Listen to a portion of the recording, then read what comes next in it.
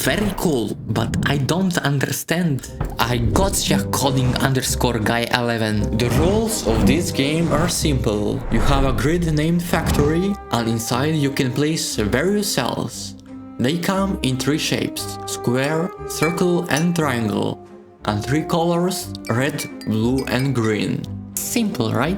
Now, these cells make points for you over time. You can see for each how much points does it produces per second, but each cell also has special powers that can help or hurt nearby cells. For example, this cell gives 200 production bonus to nearby red triangles, but reduces production of nearby green cells by negative 200%. This means that the placement of each cell is super important because it can drastically improve but also ruin your production. Now, the interesting part is where those cells come from. You start off with just one basic red square cell with no bonuses. So how can you get more cells and give them bonuses? Using laboratory, where you can clone, mutate or infuse cells. Cloning copies a cell but with reduced production and bonuses to 25% of original values. Mutation is giving a cell random production increase, random production bonus increase, and most importantly, it randomizes its own shape and color and the type of cells which bonus will affect. And the last is infusing operation. It just combines 2 cells' values, including bonuses, but all other traits are inherited from the second cell. So, what makes this game so complex? But first, if you don't want the game to be spoiled by this video, you can play it yourself, link in description. And the game is complex because even if you know what lab operations do and how bonuses work, that's not enough to play game effectively. In other words, it's easy to play but hard to master. But you could say chess will fit the title of simplest complex game better. You can learn rules of chess in one day, but many people are spending whole life practicing it. Also Sudoku. Only rule is put numbers without repeating, but still it can be one of the hardest puzzles to beat. Or even Conway's Games of Life. The rules see literally only 4 lines and you can simulate same game inside that game. And this is my answer to this.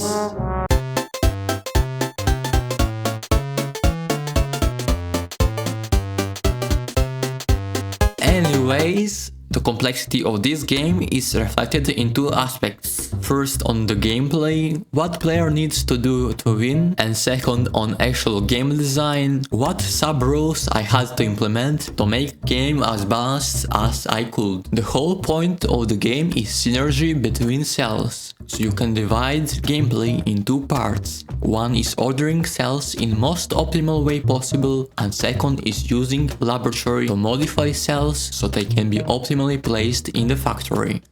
For example, you have a red square which produces 1 point per second. Then you can get optimal setup with these 2 straightforward steps. First, mutate another cell so it gives bonus to the red squares. By the way, the synergy of the cells is practically necessary for optimal production, because bonus is multiplying the power of other cells, meaning it will be much more effective in stacking a lot of plain production cells. And that leads us to the second step. Clone red square many times, infuse them together, get very powerful red square cell, repeat that few times and place them around the existing cell which gives bonus, and you have a very good setup. If you follow those 2 steps, congratulations! You have most boring strategy in whole game. So what strategy is less boring, you might ask? But instead, I'll give you a strategy which is even more boring. In fact, so boring, I had to ban it from the game. Imagine you have a green triangle. Now, somehow it has mutated so that it gives bonus to the exact same type, to green triangles.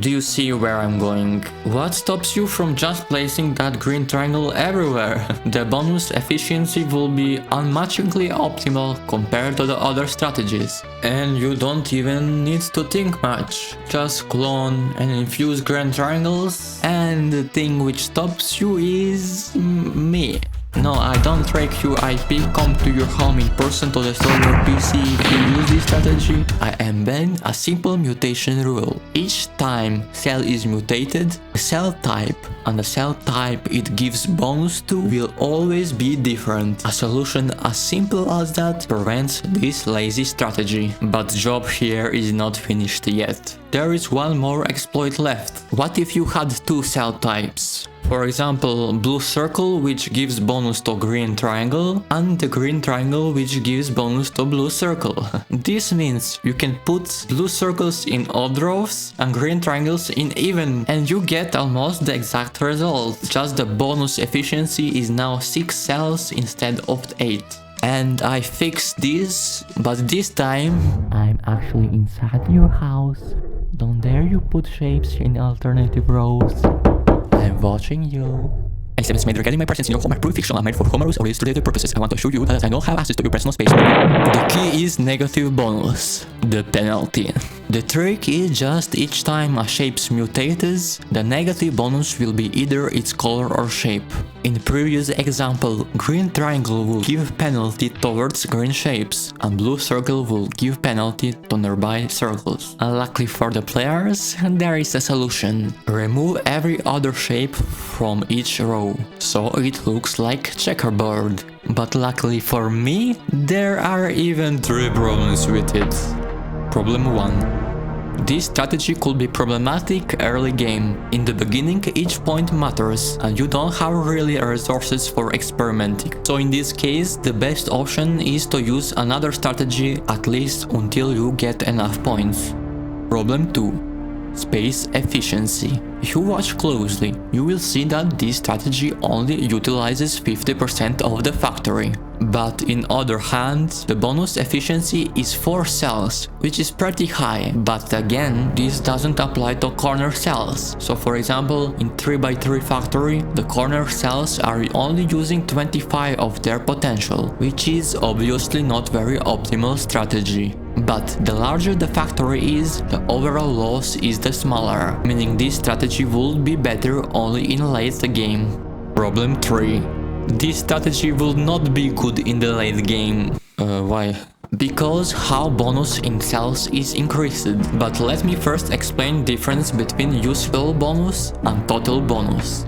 Simply said, the total bonus is just all values added together. But problem here is even if your total power is high, this doesn't mean you will necessarily have high useful bonus. That is because useful bonus depends on the interaction between the current cells. So if for example you have 16 blue squares which give bonus to red circles, not even they don't utilize their bonus because there are no red circles, but the penalty of any cell will always affect the cell of the same type, resulting you will use only 20% of the factory without even utilizing any bonuses. This is worst case scenario. Now let's return to the problem with the checkerboard strategy. The usable bonus is limited to only 2 cell types, so if using this strategy, one shape combination will be using blue squares with bonus to green circles and green circles to blue squares. This means those are only 2 unique shapes you could use, and because you want to increase their useful bonus, you will have 2 options. First, simply infuse any other cell without useful bonus into a cell with useful bonus. But there is one small problem. The fuse operation is more expensive than American healthcare. Unlike other operations which directly increase total power of the cells, the infusing is most expensive because it's giving the most control over the useful power of the cells. In other words, you will have to use infusion operation with big consideration. Second option is to mutate random cell until you get a cell which is the same type as one used in this strategy, but chances for that are small as 3%, which is very unreliable, because either mutating will get too expensive or you'll end with many cells without useful bonus. Do you remember first strategy where you use only 1 cell to boost 8 cells without any bonuses? Unlike previous checkerboard strategy, this strategy leverages the plain bonusless cells. This is important because cells without bonus will not affect negatively each other. Another advantage is infusion. This time it won't be as expensive because in the cost of using plain cells there are no bonus infusing fees. This strategy gets interesting when factory becomes larger than 3x3. So in the start we had cell in the middle with a bonus which I'll call the provider, and the plain cells which I call the collectors. So what do you do with remaining new empty slots? First, obviously you can't put exclusively one type, because if you put collectors only, they will not be utilizing any bonuses, therefore will be inferior to the cells formerly in 3x3. But if you clone the providers, they will always penalize the other providers. Although penalty could be negligible if the base productions of the collector cells are much higher than the ones in the providers. That would work, but why not find a better solution? Bring two types of providers. So if your current provider type is blue square which give bonus to green triangles, then just find for example red circle which gives bonus to same collector, green triangles. Then you can make each other row full of collectors and the rest with providers, in that way they not interfere with each other. Beautiful strategy, don't you agree? Because I don't agree. Just think about it. This game is always demanding to upgrade each part of your factory. So if you only upgrade one green triangle, the influence of the rest on total progression will be so negligible, their existence will practically be useless. So guess what you need to do? Right, take each of many collectors to storage, spend minutes of infusing them together, then clone them again, then return them to the factory. In that case, if you're spending so much time cutting and returning green triangles, why don't try cutting green triangles in real life? Yeah, even your time is valuable currency in this game. It is even possible to let the game play itself in background. That is strategy some people choose as well. But still, what is point of game if you don't play it, right? Wrong. And this is whole point why this game is so complex. There is a no defined strategy. You can do whatever you want, but still each strategy have its advantage and its flaws. In fact, you don't even need to use more than initial 9 factory tiles, but in that case you will be wasting the full potential of bonuses, and also considering the cost of cloning and infusing goes exponentially, so it will be more effective to have more weaker cells than just one strong. But the larger the factory is, the more you need to work to take advantage of the whole thing. But don't you feel we're missing something? Like there is some strategy so obvious but yet so hard to spot. Mutator strategy. How it works? Get weak cells, mutate them few times, return them into factory, but be sure their placement is maximizing useful bonus. And you may ask, how doing random things to cells is better strategy than creating a plan? Well, as I said, each strategy have its good and bad sides. The good side of this strategy is first, you don't have to do boring manual labor as much. The collector provider strategy relies too much on having to clone and infuse cells over and over. Not only the prices are increasing exponentially, but game just stops being fun. And if game stops being fun because of player bad decisions, then it's player's fault. And the bad side of Mutator strategy is, well, there is too much of thinking. In other strategy, at least there is a clear plan you need to follow. Take, clone, infuse, repeat. But here, you don't have idea what are you doing, you just hope you'll get something good. And then you'll have to use too much brain to return them into factory because the interactions are crucial.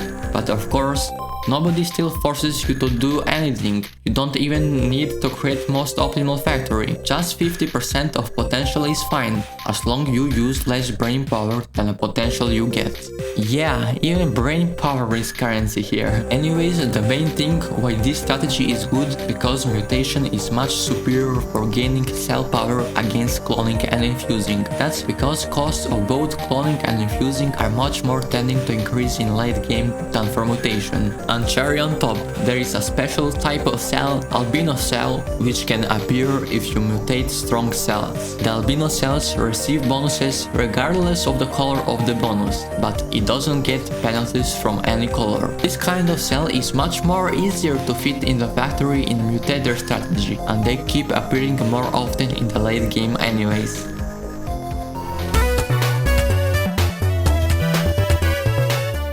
You see, those 3 strategies were only 3 base strategies.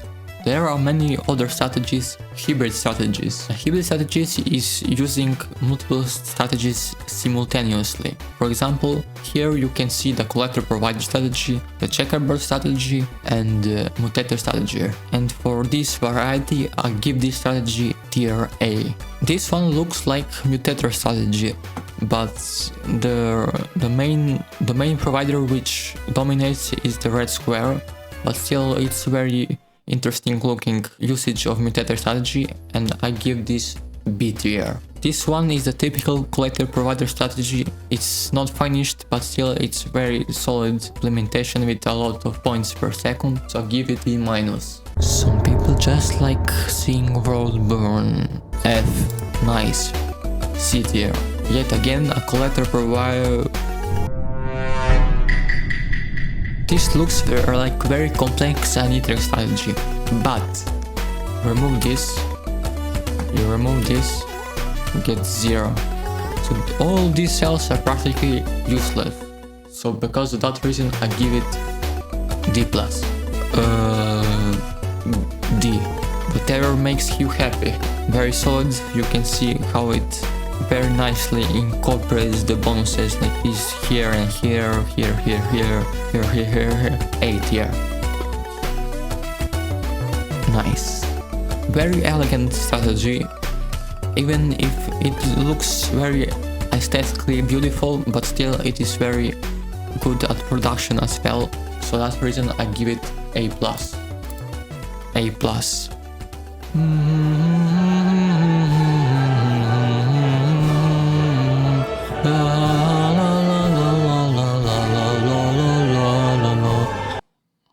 What is this?